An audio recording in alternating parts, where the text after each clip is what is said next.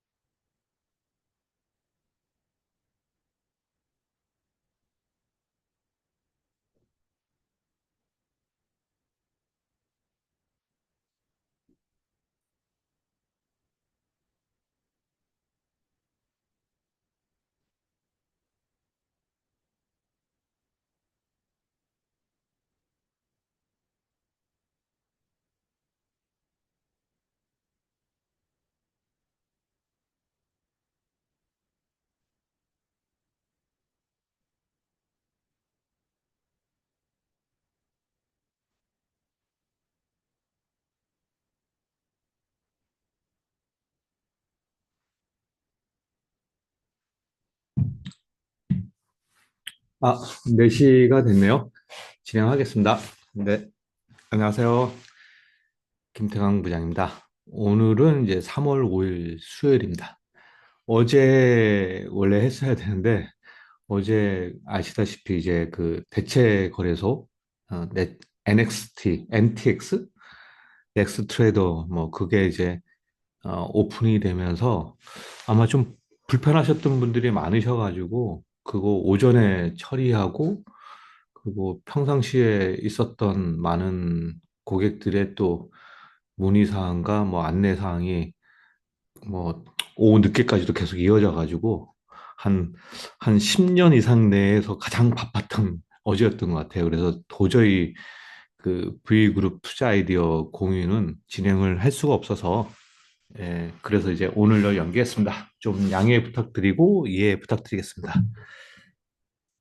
예, 진행하겠습니다. 일단은 이제 글로벌 시장 흐름에 대해서 먼저 말씀드리면은, 이제 S&P 500 지수가 좀 하락을 하고 있죠. 이게 이제, 일봉의 차트 흐름이고, 뭐, 아직까지는 계속 추세적으로 상승하는 흐름 속에서 조정을 받은 모습이죠. 지금 여기까지 조정받았던 모습이 뭐, 과거에도 있었잖아요. 그러니까 이때 이제 보면은 근 요때가 언제죠? 요때가 한번 조정을 받았 게 이제 23년 요때 약 대략적으로 3개월 정도 조정을 받았고 보면은 보통 이제 한 달 정도 이렇게 조정을 받죠. 한 달 정도. 한 달 정도 조정을 받고 여기도 한 달 정도 조정을 받고 어 계속 고점을 갱신하다가 이번에는 고점을 갱신을 못하고 대략적으로 한 보름 정도 빠졌단 말이에요. 보름 정도.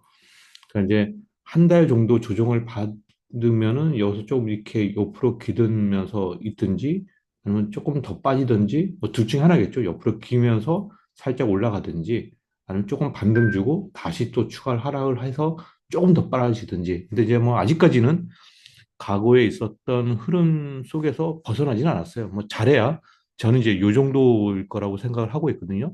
이런 모습이 나오지 않겠느냐라고 생각을 하고 그 다음에는 다시 이제 추스려서 뭐 이걸 고점을 베낄지 아니면 이제 큰 흐름으로서는 이제 박스권에 갇히는 모양이 될지는 모르겠으나 제가 생각하는 거는 이렇게 한 달 조정받고 올라가는 모습은 아니고 이런 식으로 한 3개월 정도 이상 조정받는 모습이 나올 것 같아요. 그러면 3개월 조정이면은 조금 받겠죠. 근데 왜 이렇게 받냐면은 상대적으로 예전에 이제 미국 중심으로 갔는데 지금 이제 미국을 바탕으로 해서 상대적으로 이제 좋은 나라들이 많이 생겼죠.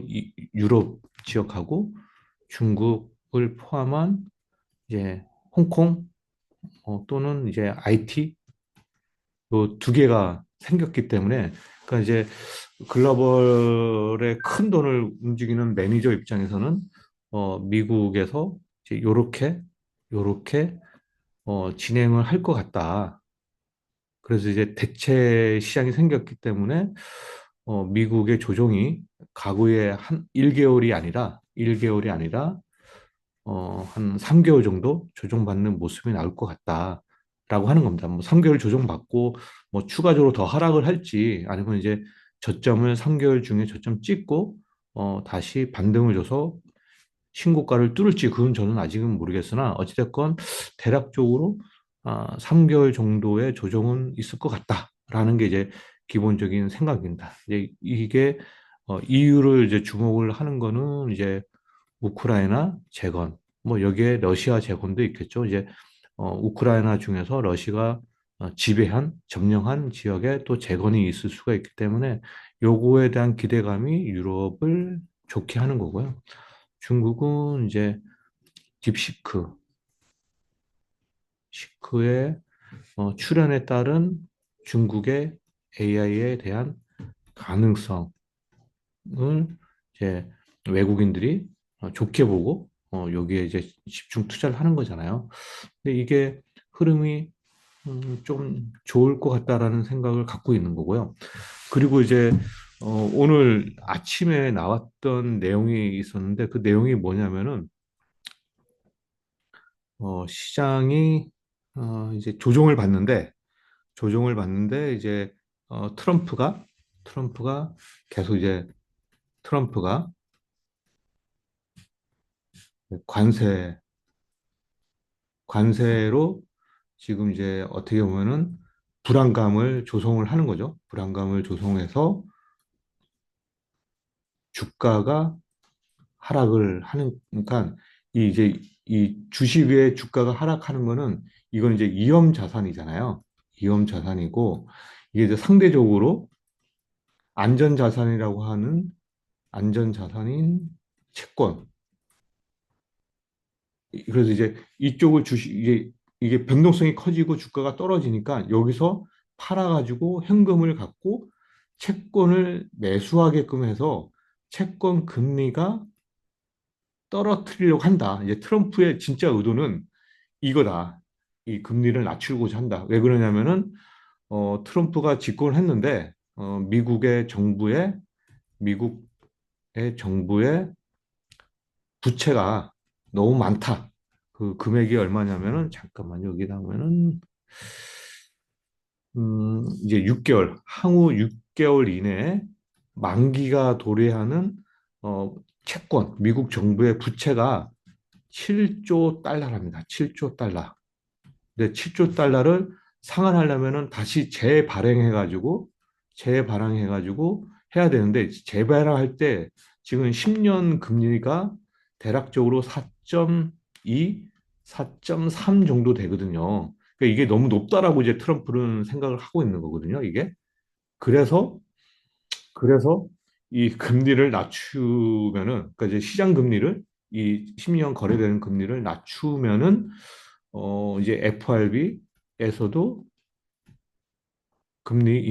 기준금리 인하를 할 거다.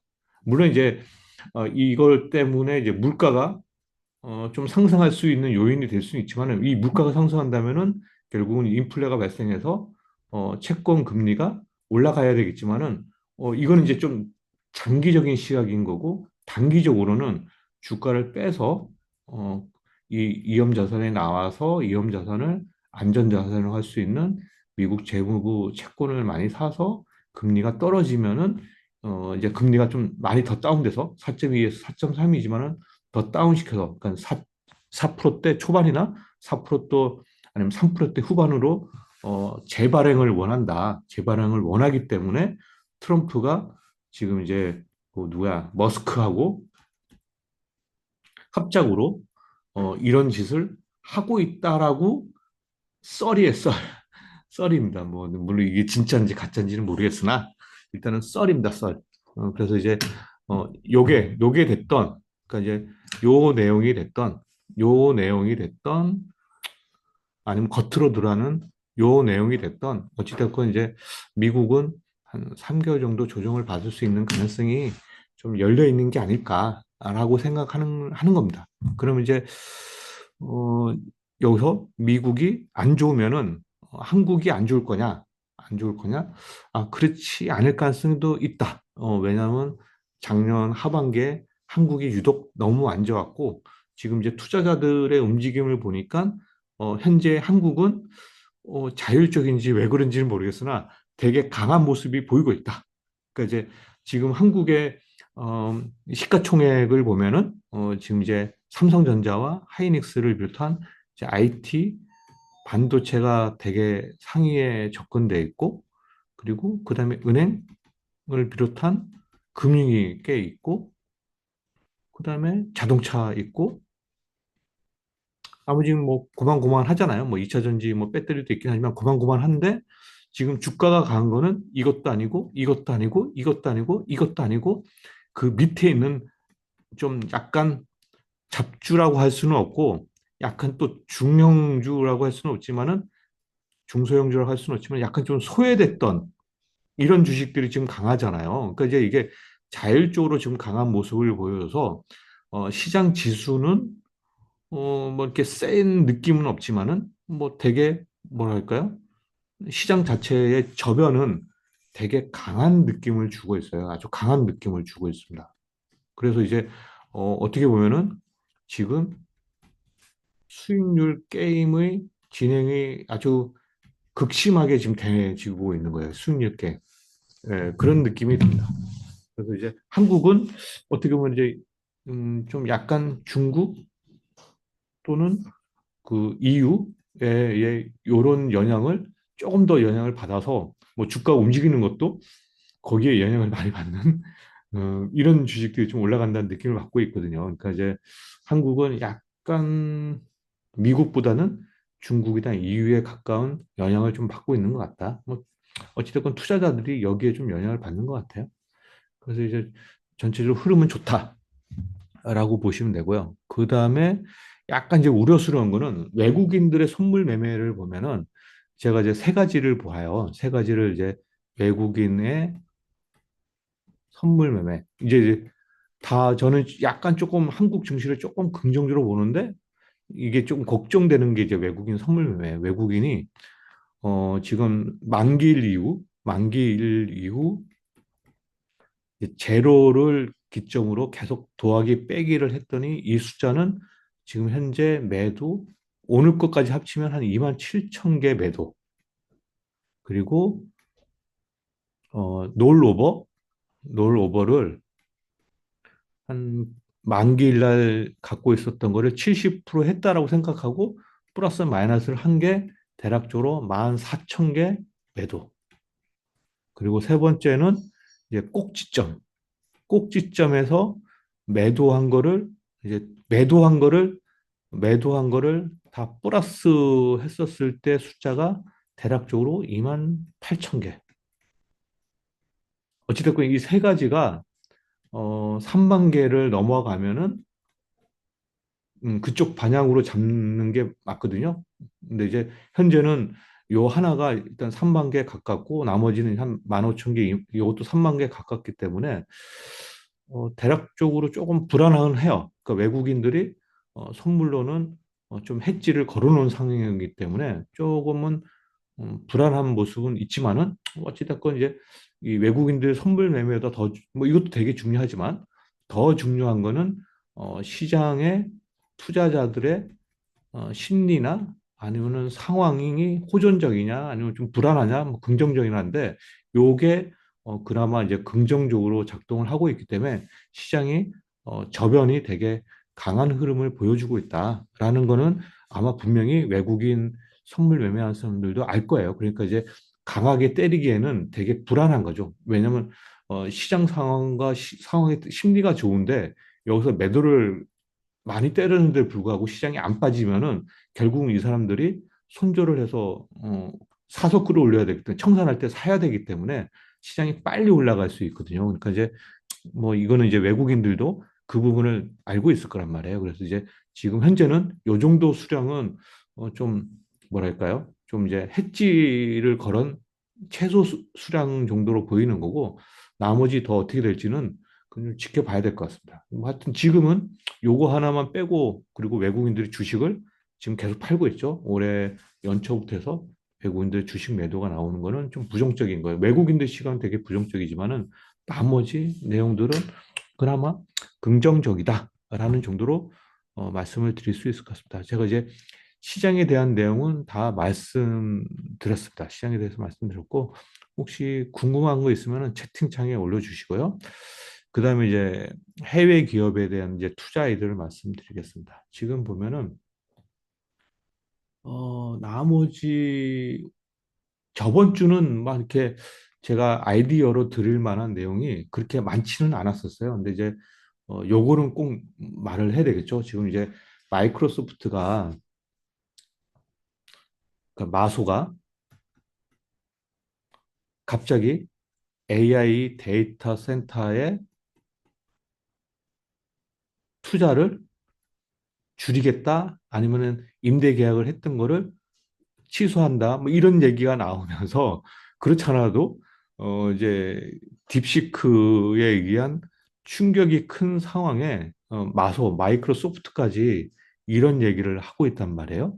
그런데 이제 이런 얘기를 하기 전에 그 전에 이제 이런 결정을 했었을 때 분위기를 먼저 말씀드리면은 그 우리 스타게이트라고 해가지고 이제 트럼프 대통령이 이제 취임을 한 다음에 가장 첫 번째 나왔던 이슈일 수도 있죠. 왜냐하면 이제 샘 알트만하고 뭐 소프트웨어의 손정희하고 그리고 오라클 회장이 세 명이 나와가지고 뭐 스타게이트 발표를 했는데 그 어마어마한 금액을 발표를 했잖아요.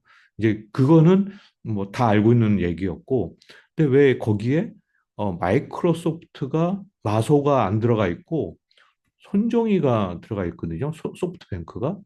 그래서 이제 마소가 팽당한 느낌, 그리고 송정희는 이 스타게이트에 들어간 느낌이고, 그리고 이제 오픈 AI, 챗 GPT의 그 누구죠? 샘 알트만이 뭐 일본도 가고 한국도 가고 뭐 이러면서 이제 일본에 더 많이 가서 이제 일본에서도 신제품을 발표하고 막 이런 얘기들을 많이 했었잖아요. 그래서 이제 느낌상 마소가 빠져나온 느낌, 빠져나왔거든요. 마소가 빠져나왔어요. 근데 이제 왜 이 마소가 되게 똑똑하잖아요. 왜냐하면 이제 딥시크를 아무도 알기 전에 제일 먼저 투자를 해서 뭐 지분의 거의 뭐 50%를 갖고 있고 하여튼 아무도 몰랐을 때 이 마소가 딥시크의 그 AI 가능성을 열어두고 투자를 미리 했었던 가장 선지자적 아니면 제일 스마트한 경영자 또는 투자자였는데 얘네가 빠졌단 말이에요. 그러니까 제일 똑똑한 애가. 그리고 손정희는 사실은 이제 자기가 미래 먹거리가 없어서 그만둔다고 했다가 다시 뭐 AI가 나와서 뭐 다시 한다고 했다가 뭐 이러면서 돈도 많이 깨먹고 뭐 그랬던 사람이잖아요. 그러니까 이제 손정희는 약간 조금 반응이 좀 늦어요. 늦어. 늦는 사람이에요. 늦는 사람. 근데 이제 얘는 되게 빠른 사람. 그런데 좀 손정희가 판단이 늦은 사람이 늦게서 뭐 AI 챗 오픈 AI하고 소프트뱅크하고 오라클하고 스타게이트 한다고 한 게 약간 그러면서 이제 주가는 별로 반응이 없었죠. 반응이 없었죠. 반응이 별로 없었어요. 그리고 반응은 마소가 AI 데이터 센터에서 철수하거나 투자를 줄이겠다고 얘기한 게 오히려 시장에는 더 많은 영향을 나쁜 쪽으로 주고 있거든요. 그러니까 이제 투자자들은 이제 늘 새로운 거를 원해요. 새로운 걸. 그러니까 누를 원하는데 어찌됐건 이제 이 AI에 대한 거는 좀 한 2년, 3년 동안 계속 반복되어 왔잖아요. 그러니까 이제 이게 새롭지 않은 거고 새로운 거는 이걸 줄인다는 거에 대해서 되게 새롭게 받아들이는 거거든요. 그러니까 이제 투자자들은 하여튼 좀 놀라워요. 뭐 이게 나쁜 쪽에 먼저 반응을 한다는 거는 조금 놀라운 거고 이게 결국은 이제 미국이 3개월 정도 조정받을 때 그 이후에 이쪽으로 올라갈지 떨어질지를 이제 결정을 하겠죠. 뭐 이제 3개월 동안은 이제 이런 게 반영이 돼서 이런 것들이 반영돼서 이제 아 투자자들이 이제 조금 AI는 식상하구나라고 판단해서 이제 뭐 2, 3개월 정도 조정을 받을 수 있겠지만은 그 이후에 올라갈지 떨어질지는 어, 차후에 이제 AI가 정말 이제 돈이 돼서 뭐 이제 이게 하드웨어에서 소프트웨어로 넘어가느냐 뭐 이런 것들이 아니면 이제 여러 기업으로 돈을 버는 게 확산이 되느냐가 판단이 되겠죠. 그래서 이제 이 부분이 어떻게 보면 좀 중요했던 사건 팩트였던 것 같아요. 그래서 이제 요거를 한번 말씀을 드려서 하는 겁니다. 결국 이제 이런 이제 투자자들의 심리가 2, 3개월 정도 미국 시장은 조정받고 미국의 반도체도 조정을 받는 걸로 보여지는 거고 그 이후에 이제 어떻게 될지는 좀 더 지켜봐야 되는 거죠. 좀 더 지켜봐야 되는 겁니다. 이제 그거는 확산, 소프트웨어로 확산이 돼서 아니면 주변 기업들로 확산이 돼서 정말 돈 버는 기업들이 더 많이 생긴다면은 다시 이제 바닥을 다져서 역사적 신고가를 향해 가겠죠. 이제 그런 모습은 이제 시장이 이제 어떤 식으로 가고 있고 그거에 대해서 투자자들이 어떤 반응을 일으키느냐에 따라서 결정이 될 거라고 보고 있습니다. 음, 뭐 그렇죠. 엔비디아도 어찌됐건 이제 실적 발표를 했고 뭐 컨센을 초과했 뭐 컨센 이상의 실적을 발표했는데 긍정적인 부분은 반응을 안 하고 여전히 부정적인 쪽으로 반응을 했다. 뭐 이거는 아까 이제 엔비디아, 마이크로소프트를 말씀드렸던 내용하고 뭐 내용은 약간 다르지만 반응은 비슷했다. 이렇게 보시면 될 것 같습니다. 그리고 반대로 이제 중국은 이제 계속 이제 AI에 집중 총력을 기울이고 있다라는 모습은 다 알고 있는 내용이고요. 뭐 제가 이제 해외 기업에 대한 내용은 다 말씀드렸고 국내 관심 기업에 대한 내용인데 이제 조선 방산 이런 거예요. 근데 이제 이것도 약간 이제 투자자들이 식상해지고 있는 거죠. 제가 저번 주에도 이제 비슷한 얘기를 들었었거든요. 그러니까 이제 이제 투자자는 이제 새로운 걸 원하고 있어요. 새로운 것. 투자자는 새로운 걸 원하고 있는데, 그러니까 이제 이 조선, 방산, 뭐 전력 이런 것들이 한 2년, 뭐 길게는 뭐 3년 계속 상승을 했단 말이에요. 이거는 이제 아까 말씀드렸던 A하고 이제 비슷한 개념이 있죠. A하고 비슷한 개념이고. 그래서 이제, 아, 이게 새로운 게 아니니까 지금 이제 이렇게 좋은 얘기가 나오더라도 주가가 약간 뜨끔미준하게 지금 움직이고 있거든요. 그래서 이제, 좀 완전히 더 강한, 여기에 이제 강한 실적 모멘텀이 이제 생겨야지 주가가 이제 신고가를 뚫고 갈 텐데 지금은 약간 좀 쉬었다 가는 모습. 그러니까 이제 올라가면 이제 때리겠다고 이제 차익 실현 하겠다라는 매물이 계속 나오니까 지금은 이제 굳이 올릴 필요 없이 옆으로 이제 횡보하거나 아니면 살짝 밑으로 빼면서 이제 물량을 모은다 아니면 힘을 모은다 뭐 이런 모양이 나오는 거거든요. 그래서 이제 이런 모습이 나오는 와중에 지금 이제 그 오로지 트럼프 2.0에 관련된 기업들만 주가가 올라가고 있어요. 뭐 이것도 이제 뭐 조선이 관련돼 있으면 살짝 올랐다가 빠지고 올랐다 빠지고 방산도 올랐다가 살짝 빠지고 뭐 이런 게 이제 계속 반복이 되는 거고 뭐 최근에는 트럼프가 얘기하는 LNG 뭐 또는 아니면 뭐 철강 뭐 여기에 대해서 계속 주가들이 움직이는 거잖아요. 그래서 이제 이 트럼프 요거에 지금 이제 많은 사람들이, 많은 투자자들이 이게 그나마 새로운 거라고 생각을 해가지고 계속 이쪽으로 몰리는 느낌이 들어요. 그래서 조선도 사실 되게 좋은 얘기들이거든요. 좋은 얘기인데, 새롭지가 않아요. 내용 자체를 보면은. 뭐, 과거에도 좋았던 내용들이 많았고, 방산도 좋은 내용이 많아서, 그냥 새롭지 않아서 이것도 제가 막 딱 말씀드릴 내용이 없어요. 근데 이제 원전은 약간 다르죠. 원전은 그 아까 제가 말씀했던 방산, 조선, 전력, 뭐 이런 거에 비해서는 원전은 그나마 이제 사살 이제 올라오고 있는 느낌이잖아요. 그러면 이제 원전의 뭐 대표격이 뭐 이제 두산 에너빌리티라고 생각하는 거잖아요. 두산 에너빌리티. 그 이제 지금 이제 저번에도 말씀드렸듯이 전 세계에 러시아하고 중국을 제외하고 전 세계의 원전을 숫자는 186개. 그러니까 새로 만들려고 하는 게 186개고, 제가 정확한 기억인지는 모르겠는데, 유럽이 60개인가요? 64개인가 그렇고, 그리고, 중동이 20개. 뭐 중동 20개는 제가 정확하게 기억이 나는데, 유럽은 정확하게 기억이 안 나네요. 근데 이제 이, 여기는 한국 에 있는 기업들하고 웨스팅하우스하고 그리고 프랑스에 있는 회사가 이제 유럽 시장을 먹으려고 다들 달려들었는데 어, 웨스팅하우스하고 한국 기업들하고 막 티격태격 싸워가지고 웨스팅하우스가 유럽에 집중하는 걸로 결정을 했고 그리고 한국에 있는 한국전력하고 그리고 한수원은 유럽에서 나와서 오로지 중동에만 집중하기로 약속을 한 거잖아요. 그래서 이제 어 어찌됐건 전 세계로 원전은 이제 계속 개발을 하려고 하는데 웨스팅하우스가 됐던 함전이 됐던 한수원이 됐던 주기기 그러니까 이제 제 중심의 기기는 이제 두산 에너빌리티 거 쓰는 거고 그리고 이 시공은 현대건설을 쓰는 겁니다. 현대건설.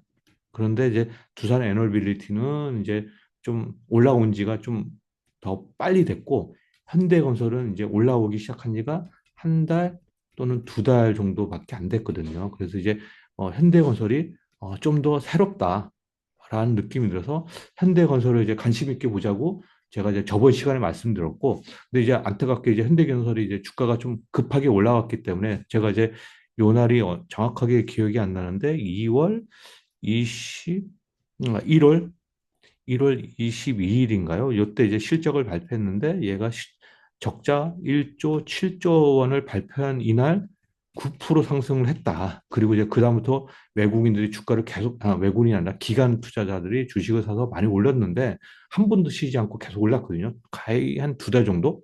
그러니까 이제 한번 이렇게 올라갈 때는 사지 마시고 조정받으면은 사는데 이 조정받는 폭이 21선인지 61선인지는 모르겠죠. 뭐 조정을 20선까지 조정받든 60선까지 조정받든 조정을 받으면은 주식을 살려고 제가 계획을 하고 있다고 생각했는데 21선까지 조정받고 오늘 올라가는 모습이 나와서 어쩔 수 없이 오늘 현대건설을 샀어요. 네, 현대건설을 샀습니다. 그래서 이제 일단 현대건설을 샀던 얘기를 말씀드릴게요. 이제 원전은 제가 여기서 말씀드렸지만 좋은 얘기가 많아요.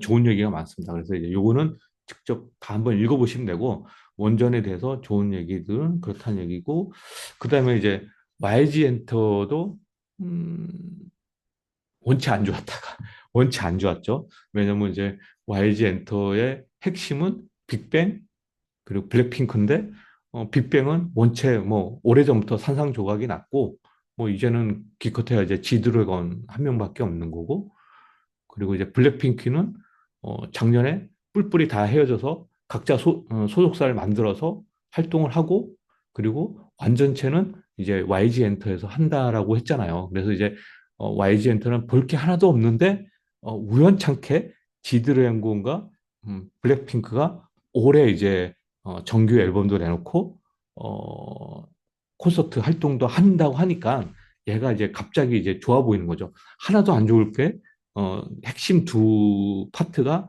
동시에 이제 한다고 해서, 뭐, 뭐, 이건 이제 잠깐 올랐다가 빠질 가능성이 높은 거고, 그 대신 이제 계속적으로 지속될 거는 하이브죠. 당연히 하이브. 왜냐하면 이제 하이브는 BTS가 없어도 어찌됐건 사상 최대 실적을 계속 갱신하고 있고, 그 BTS 멤버들이 올해 6월 달이면 다 제대하고, 그리고 이제 하반기에 가면은, 아니면 연말에 가면은 완성체에 대한 기대감들이 계속 높아질 거기 때문에, 그림은 하이브가 훨씬 더 좋다.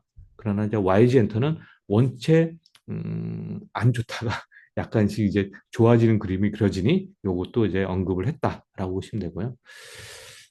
나머지는 별별이 없고, 실콘2인데, 일단 실콘2가 실적이 어, 저는 괜찮게 받아들였어요. 그러니까 어, 이제 미국의 실적이 약간 슬로함만은 맛은 있어도, 그래도 뭐, 어, 그 미국이 완전히 슬로해진 건 아니고, 이제 그 3분기에 선적도 많이 했고, 그리고 3분기에 그 아마존 음, 프라임 데이도 했었고, 그 3분기도 많이 팔렸고, 그리고 4분기도 물론 이제 그 뭐죠? 블랙 블랙 프라이데이하고 그리고 크리스마스 시즌이 있었으니까 물론 이제 4분기도 잘 팔렸어야 되는데 4분기가 슬로했던 건 맞아요. 그래도 제가 이제 누차 실콘투가 좋다고 한 가장 큰 이유는 이게 구조적인 흐름으로 보고 있거든요. 그러니까 이제 실콘투가 좋은 이유는 이게 실콘투는 이제 이게 이제 화장품이 이게 돼 있으면은 이게 고가, 저가. 이제 저가 화장품도 있었는데 대부분이 이제 고가 화장품이 형성이 됐었죠. 이게 거의 한 10년 전 얘기라고, 10년 또는 20년 전 얘기라고 보시면 됩니다. 그래서 이제 여성분들이 주로 이제 고가 화장품을 많이 썼어요. 고가 화장품을 많이 썼죠. 왜 그러냐면은 어, 약간의 이제 저가 화장품을 썼을 때 피부 트러블이 날 수 있기 때문에 그렇거든요. 피부 트러블이 날 수 있다라는 우려감 때문에 이 저가 화장품은 못 쓰고 고가 화장품 위주로 썼단 말이에요. 그런데 이제 우리가 코로나 시즌에 또는 이제 SNS가 많이 발달해지면서 이제 이 SNS의 인플루언서들이 활동을 많이 하고, 그러면서 이분들이 주로 이제 뭘로 돈을 버냐면은 중저가, 그러니까 여기에 있는 화장품 포션을 많이 소개를 해준 거죠. 많이 소개를 해줬어요. 그래서 이제 이 고가 화장품은 줄어들고 중저가 화장품이 높아지는 거거든요. 그래서 이제 제가 보기에는 이 중저가 화장품이 이 높아지는 게, 제가 보기에는 얘가 가성비가 좋아서 늘어나는 것도 있을 수 있어요. 물론 이제 이걸 이제 무시는 안 하는데 이 가성비가 좋은 건 분명히 있다라고 봐요. 그런데 더 중요한 거는 제가 보기에는 이거하고 이거 영향이 크기 때문에 가성비 제품이 팔리는 걸로 보고 있거든요. 그래서 이제 저는 한국 화장품은 가성비를 대표하는 게 아니라 SNS와 인플루언서를 대표하는 걸로는 보고 있거든요. 그래서 이제 한국 화장품이 뜨거웠던 게 이제 가라앉은 때는 SNS와 인플루언서의 영향력이 없어지거나 가라앉을 때라고 저는 생각을 하고 있거든요. 그래서 이 SNS와 인플루언서가 강해진다는 얘기는 그 강해질 때까지는 저는 한국 화장품이 여전히 큰 영향력을 차지할 거라고 보고, 이제 가성비 부분이 되겠죠. 그다음에 조금씩은 이제 단가를 조금씩 높여서 이 고가 상품으로 약간씩 더 높여가겠죠. 그래서 이제 이런 거를 요걸로 보는 겁니다. 요걸로. 근데 이제 요걸로 보는 거는 결국은 메타로 보는 거죠. 메타. 메타하고 그 우리가 보면은 이제 메타가 이제 페이스북도 있고 인스타도 있잖아요. 그리고 이제 요즘 가장 핫한 게 그 뭐죠? 가장 그 뭐죠? 틱톡. 틱톡이 있는데 틱톡도 결국은 뭐 메타는 아니지만은 이제 바이트 댄스의 틱톡인데 이 세 개가 글로벌리 영향력이 되게 큰 인플루언서들의 역할이거든요. 그러니까 이것들이 약해진다는 얘기. 그러니까 이거를 더 센 뭔가가 나타나면은 이게 이제 이쪽으로 갈 건지 아니면 이제 이게 없어질 건지를 보는데 요걸로 보시면 될 것 같습니다. 요게 영향력이 아직도 있다면은 제가 본 요것도 영향력이 계속 있는 거고 이게 영향이 있으면은 한국 화장품의 영향도 계속 있다고 봐요. 그런데 이제 이거를 무시하고 한국의 화장품은 가성비가 좋아서 물건이 많이 팔렸다라고 생각하면은 가성비로 접근을 하면은 이게 많이 팔렸다가 적게 팔린 게 결국은 꼭지를 찍었다라는 생각으로 받아들여서 실리콘트를 부정적으로 볼 텐데 저는 이 가성비 좋은 제품이 아니라 요걸로 뭐 해석을 하고 있거든요. 그래서 이제 실리콘트도 가격이 뭐 이렇게 이제 어떤 외부 충격에 부정적인 충격에 의해서 주가가 빠지면은 저점 매수를 해야 되는 타이밍으로 보고 있어요. 그래서 이제 실리콘투는 여전히 관심 종목 최상단에 있고 주가가 빠지면은 매수 타임을 노리려고 계속 관찰하고 있습니다. 그래서 이제 실리콘투는 여전히 저는 이제 긍정적으로 보고 있다라는 식으로 얘기를 드리겠습니다.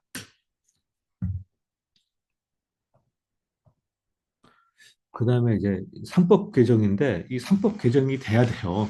그래야지 이제 우리나라의 진정으로 밸류업이 되는 거거든요. 여기 보면은 여기 이사의 충실 의무를 대상이 이제 회사가 아니라 모든 주주로 확대되면은 이제 소액 주주도 포함이 되는 거잖아요. 그러니까 이제 소액 주주를 위한 나쁜 짓을 못 하는 거고 그리고 소액 주주들이 요구하는 뭐 배당을 높이거나 아니면은 이제 자사주를 사거나 아니면 소각하는 이런 행위들이 갈수록 이제 더 많이 늘어나면서 정말 이제 밸류업 프로그램이 될 거기 때문에 밸류업을 외국인 투자자가 되게 좋아하거든요. 사실 이제 지금 중국이 이렇게 강한 모습은 밸류업 때문에 그래요. 왜 그러냐면은 일본이 밸류업 때문에 좋았던 거를 경험한 거죠. 일본이 지금 보면은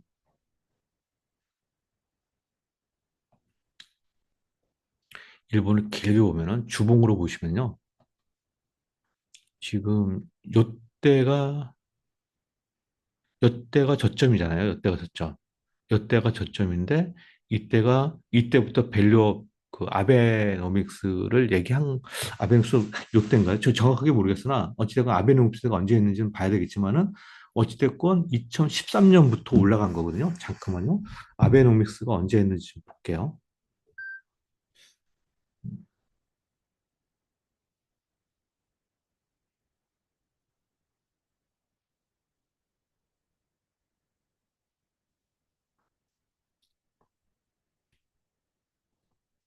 네, 맞네요. 2012년 12월이에요. 2012년 12월이니까 딱 요때부터 오른 거예요. 아베노미스 때문에. 그러면 아베노미스 때문에 지금 몇 년 오른 거예요. 2012년, 2013년 1월부터 했다고 생각하면은 12년 동안 오른 거예요. 12년. 근데 이거를 어, 몇 프로 올랐냐면은 지수로 따지면 10,000포인트에서 4만까지 갔으니까 약 4배가 오른 거거든요. 11년 동안. 이거를 외국인 투자자들이 잘 알고 있는 거예요. 잘 알고 있어요. 그건 이제 다 보십시오. 이제 중국도 길게 보면은 이런 모양을 만들 수가 있어요. 왜냐하면 이제 중국이 경기를 부양시키기 위해서 상당히 노력을 하고 있는데 수출을 많이 해서 하기는 힘든 여건이기 때문에 내수를 부양시키고자 하는 거고 내수를 부양시키기 위해서 부동산 정책을 폈었다가 거기에 따른 나쁜 영향이 크기 때문에 주식으로 뭘 해보겠다라고 하는 거거든요. 그래서 이제 중국 정부가 밸류업을 발표를 했던 거고 그러니까 일본이 이런 좋은 사례를 보여줬기 때문에 외국인들이 중국 주식을 많이 산 거고 한국도 어찌됐건 윤석열 정부가 밸류업을 흉내를 냈던 거고 진짜 되는 거는 이제 상법 개정이 돼야지 이제 진짜 되는 거거든요. 이제 그런 과정을 외국인들이 지금 지켜보고 있기 때문에 만약에 한국도 상법 개정이 돼서 진짜 밸류업이 된다면은 분명히 우리나라 주식도 뭐 5년, 뭐 10년 이렇게 상승할 수 있어요. 그래서 이제 그 부분은 되게 긍정적으로 봐야 되는 건데 이제 안타깝게 지금 이제 3법 개정을 이제 법사위 통과됐는데 여기 보면 우원식 국회의장이 3법 개정안 본회의를 상정 안 하는 걸로 결정을 해가지고 또 미뤄졌다라고 보시면 됩니다. 그래서 이제 요거는 밸류업이 조금 더 미뤄졌다라고 보시면 되고 만약에 밸류업이 된다면은 은행주 중심으로 주식시장은 되게 좋을 수 있다라고 보시면 될 것 같습니다.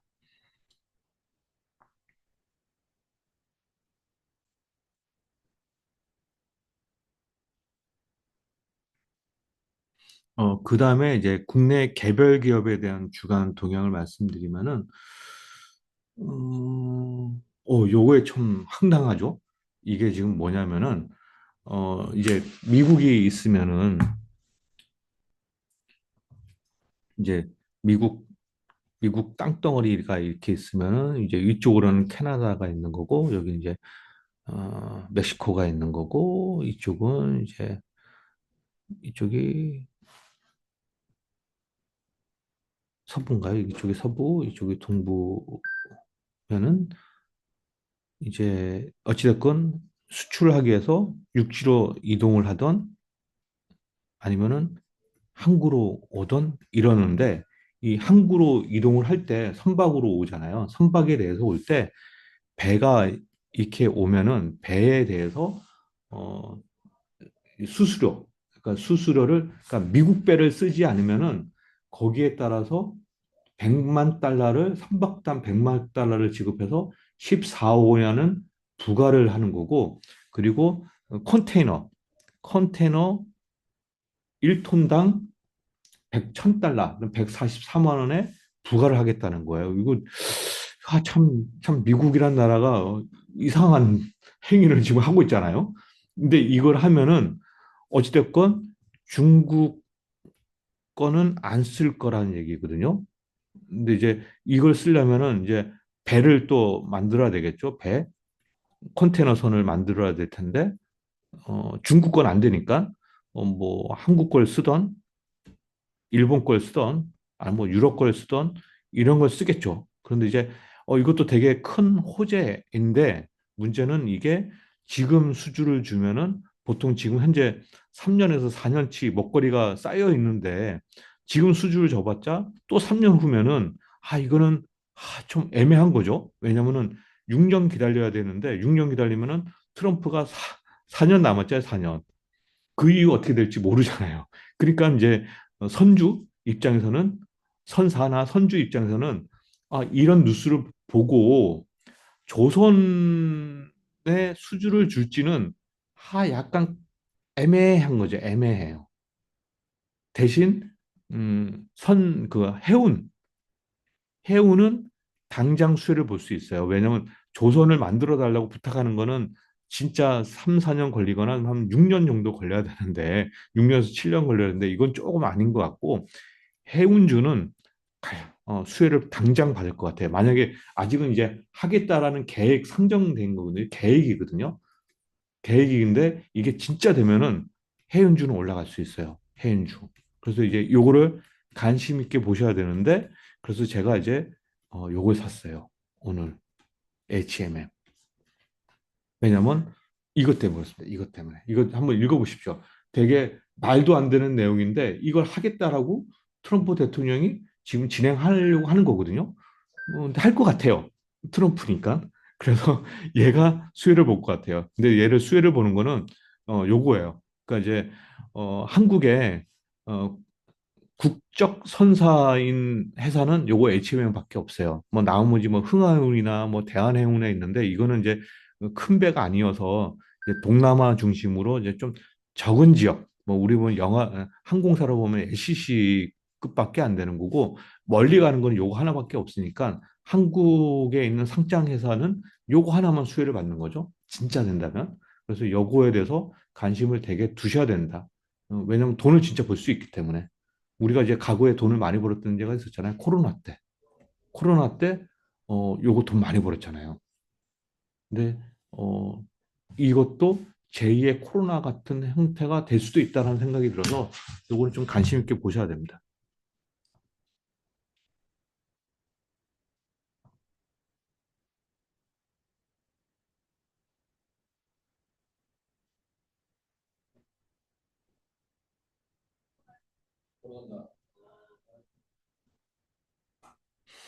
그리고 여기 보면 이제 시가 배당률 높은 것들이 있거든요. 뭐 되게 높으니까 한번 관심 있게 보십시오. 이거 제가 뭐 좋아하는 투자 방법은 아닌데 혹시나 배당 높은 기업들 찾는다고 하면은 제가 이제 그런 분들도 계실까 봐 이제 제가 적어 놓은 거고 이건 참고해서 보시면 될 것 같습니다. 네, 다 말씀드렸고요. 그다음에 이제 PB 랩인데요. 제가 이제 어, 요거는 타이핑을 하면은 제가 이제 어, HD 현대 건설기계 요거를 한 주도 안 팔았어요. 그리고 코나 아이도 한 주도 안 팔았어요. 요 두 개는 변화가 없어요. 변화가 없는데 제가 이제 다른 거를 팔아서 뭘 샀냐면은 이거는 이제 변동이 없어요. 이거는 변동이 없고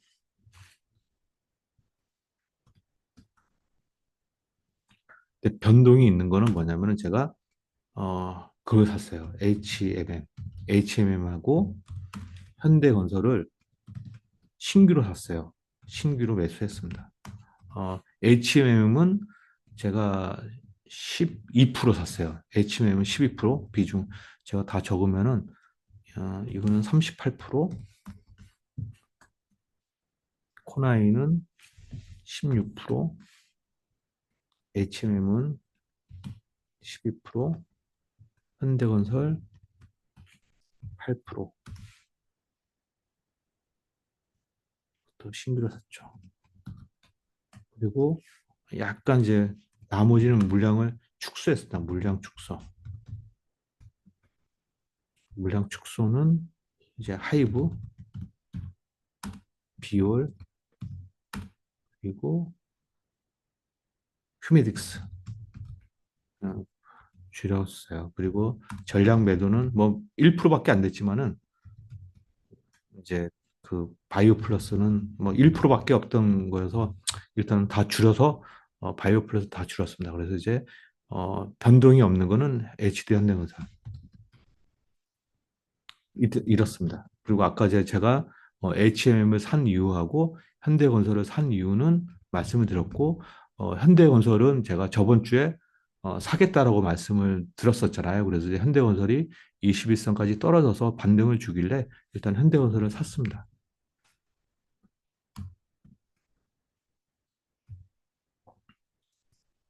혹시 질문 있으면 질문 주시고 또는 이제 좋은 투자 아이디어 있으면 말씀해 주십시오.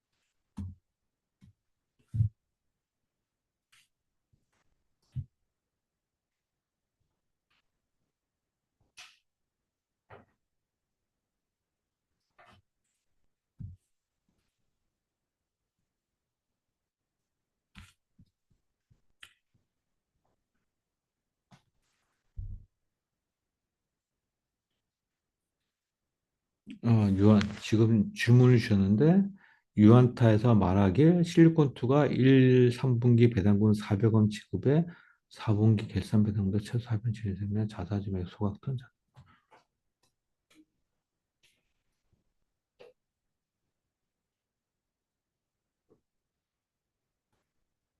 실리콘투를 지금 가격에서 더 사서 배당받으면 글쎄요. 그러니까 저는 이제 배당 투자로 접근은 하지는 않는데, 만약에 실리콘투가 배당을 안 줘도 원래 성장성이 좋은 기업으로 생각해서 저점 매수를 하려고 하고 있거든요. 거기에 배당까지 준다면은 저는 좋다라고 봐요. 뭐 실콘투는 배당 이게 지금 이제 질문은 배당에 초점을 맞췄지만은 저는 이제 배당에 대해서는 이제 생각을 안 했던 거고 어, 실콘투를 좋게 보는 거는 고성장이 여전히 진행되는 주식으로 생각을 하고 있기 때문에 저는 이제 실리콘투를 좋게 봤던 거고 거기에 배당을 준다고 하면은 마다할 이유가 없는 거죠. 더 좋은 거죠. 그래서 뭐 여전히 실리콘투는 좋게 보고 있습니다. 그리고 조선주가 트럼프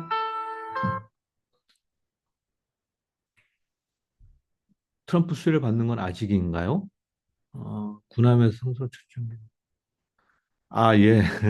그러니까 이제 제가 이제 우리 이제 오이님은 이제 처음 오셨는데 제가 사실은 조선주를 별로 안 좋아하고 있어요. 그래서 조선주를 안 좋아한다라고 제가 거의 1년 전부터 얘기를 했는데 조선주가 원체 강하게 올라왔고 그래서 이제 어쩔 수 없이 조선주를 본다면은 엔진 회사만 보자. 그래서 이제 하나오션 그리고 HD 현대 엔진 그 두 개만 보자라고 말씀을 드렸었거든요.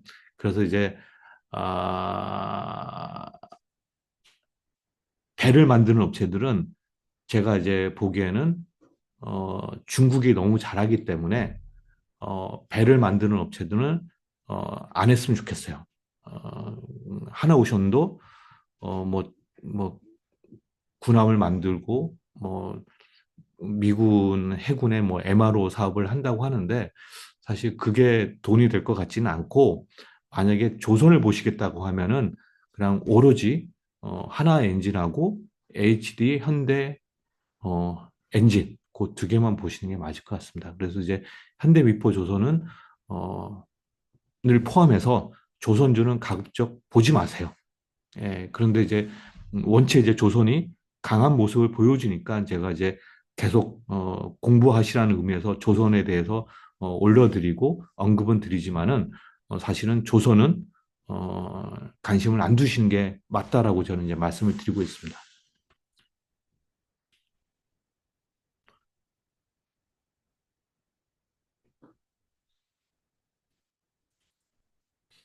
네, 또 다른 질문 주시면은 제가 올려드리겠습니다.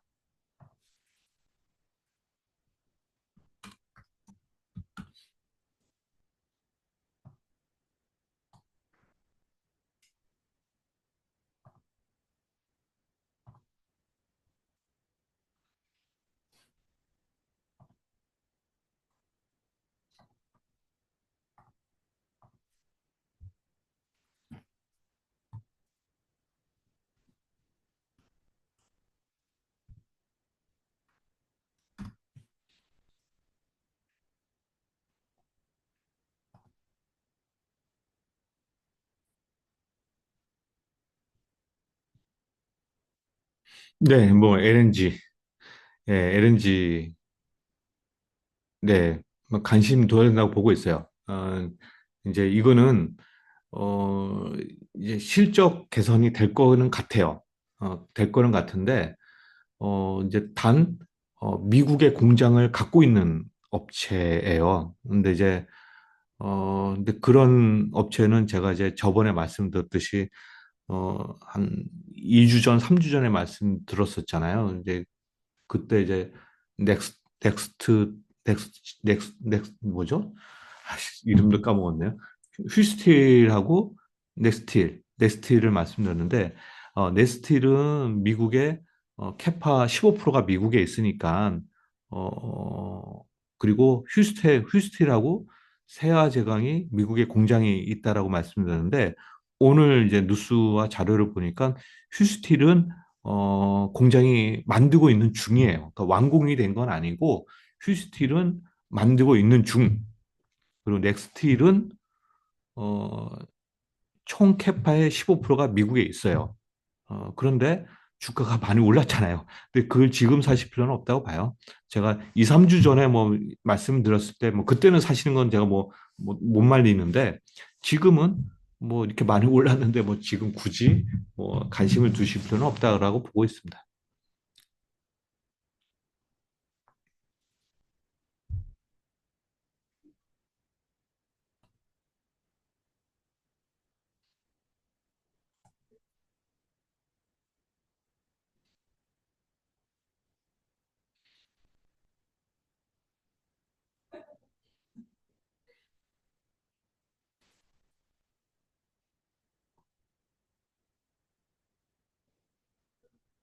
지금 오히려 제가 이제 말씀드렸잖아요. 그러니까 이제 제가 운영하는 랩에서 지금 이제 보면은 HD 현대건설 기계는 한 주도 안 팔았고 코나이도 한 주도 안 팔았어요. 그러니까 이제 아직도 올라갈 폭이 크다라고 생각하기 때문에 안 판 거고, 반대로 여기는 좀 물량을 줄였잖아요. 물량을 줄여서 HMM하고 현대건설을 샀단 말이에요. 그래서 이 두 개가 더 많이 오를 거라고 봤기 때문에 산 거고, 만약에 넥스트리 올라갈 거라면 넥스트리를 샀겠죠. 근데 이제 제가 보기에는 사신다면은 이제 막 올라가려고 하는 HMM이나 현대건설 사시는 게 오히려 낫습니다.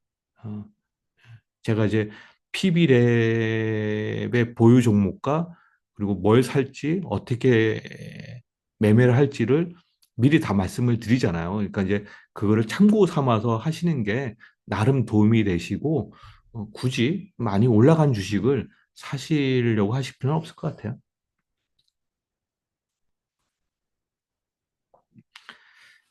네, 오늘은 뭐 여기까지 하도록 하겠습니다. 다음 주에 뵙도록 하겠습니다. 감사합니다.